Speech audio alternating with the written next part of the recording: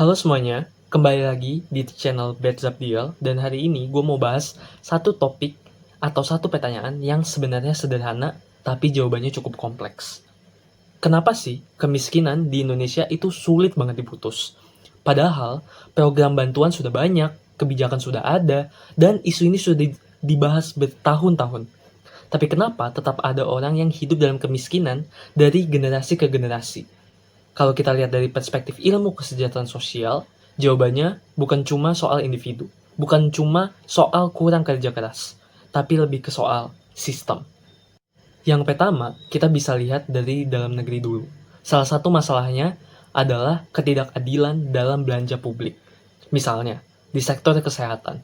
Secara teori, anggaran kesehatan harusnya membantu masyarakat yang paling membutuhkan. Tapi dalam prakteknya, seringkali justru kelompok yang lebih kaya yang mendapatkan manfaat lebih besar, teman-teman. Bahkan ada data yang menunjukkan bahwa 20% orang terkaya bisa mendapatkan manfaat hingga 2,5 kali lebih besar dibandingkan 20% orang termiskin. Artinya apa? Artinya, sistem yang seharusnya membantu orang miskin justru tidak sepenuhnya tepat sasaran. Selain itu, ada juga masalah terhadap akses sumber daya. Kalau kita bicara tentang kemiskinan, sebenarnya kita juga bicara soal akses terhadap faktor produksi, misalnya tanah.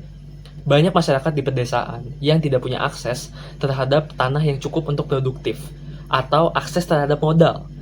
Memang, ada program seperti kredit mikro, tapi masalahnya, orang yang paling miskin seringkali justru tidak bisa mengakses itu. Kenapa? Karena mereka dianggap terlalu berisiko, tidak punya jaminan, atau tidak punya kemampuan untuk membayar. Jadi, mereka tetap terjebak di kondisi yang sama. Sekarang kita naik ke level yang lebih besar, yaitu level global. Kemiskinan juga tidak bisa dilepaskan dari sistem ekonomi dunia. Salah satunya adalah perdagangan bebas. Secara teori, perdagangan bebas itu menguntungkan semua pihak. Tapi dalam prakteknya, seringkali menciptakan pemenang dan pecundang. Dan yang sering jadi pecundang adalah negara berkembang. Contohnya dari sektor pertanian. Negara maju seperti Amerika Serikat atau negara-negara Eropa memberikan subsidi besar kepada petani mereka. Akibatnya, produk mereka bisa dijual dengan harga yang sangat murah di pasar global, termasuk di Indonesia. Masalahnya, petani lokal tidak bisa bersaing dengan harga tersebut. Akhirnya apa? Pendapatan mereka turun, dan mereka semakin rentan terhadap kemiskinan. Selain itu, juga ada konsep yang disebut dengan policy space, di mana ini adalah ruang bagi suatu negara untuk membuat kebijakan ekonomi sesuai dengan kebutuhan dalam negerinya.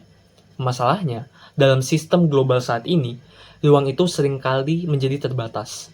Aturan-aturan internasional bisa membatasi kemampuan negara untuk melindungi industri lokal, terutama industri yang masih berkembang. Padahal, kalau kita lihat sejarah, negara-negara maju dulu juga menggunakan kebijakan proteksi untuk membangun ekonominya. Belum lagi soal hak paten atau yang dikenal dengan aturan TRIPS. Aturan ini membuat harga obat-obatan atau bahkan buku pelajaran menjadi lebih mahal. Bagi masyarakat miskin, ini jadi hambatan besar untuk mendapatkan akses kesehatan dan pendidikan yang layak. Padahal, dua hal ini adalah kunci utama untuk keluar dari kemiskinan. Jadi, kalau kita rangkum, kemiskinan itu bukan cuma soal individu yang tidak bekerja keras, tapi tentang sistem yang tidak selalu adil, baik di tingkat nasional maupun global. Mulai dari distribusi anggaran, akses terhadap sumber daya, sampai aturan ekonomi dunia.